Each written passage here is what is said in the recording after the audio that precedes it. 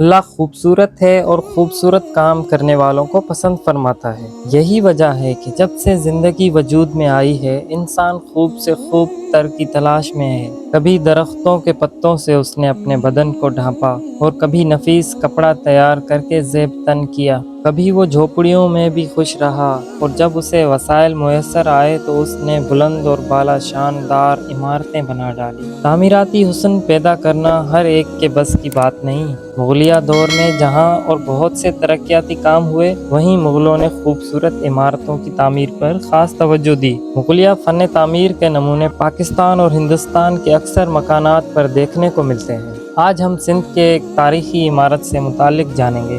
یہ عمارت ٹھٹھے کے شاہجہان مسجد ہے، جسے دیکھ کر آج بھی انسان کی عقل دنگ رہ جاتی ہے۔ ٹھٹھہ سندھ کا اہم تاریخی شہر ہے۔ مغل شہنشاہ شاہجہان نے تعمیرات سے دلچسپی کا ثبوت اس شہر میں شاہجہان مسجد کی تعمیر کی صورت میں نقش کیا ہے۔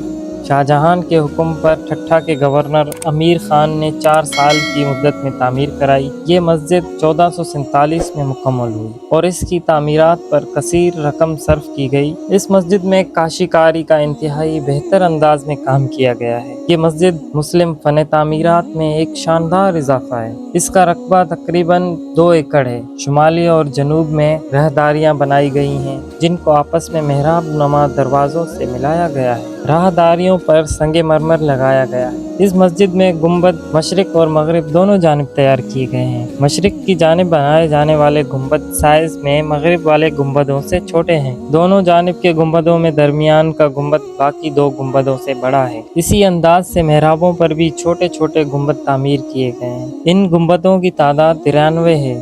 مسجد میں داخلے کی 3 مرکزی دروازے تعمیر کیے گئے ہیں، جن میں درمیانی دروازہ بڑا اور دائیں بائیں جانب چھوٹے دروازے ہیں۔ عام طور پر دائیں جانب کا دروازہ کھلا رہتا ہے، جس سے نمازی اور سیاح داخل ہوتے ہیں۔ دائیں طرف سے جب مسجد میں داخل ہوں تو ایک دالان آتا ہے۔ اس کے بعد سنگ مرمر سے بنا ہوا ایک حوض ہے، جو وضو کے لیے بنایا گیا ہے۔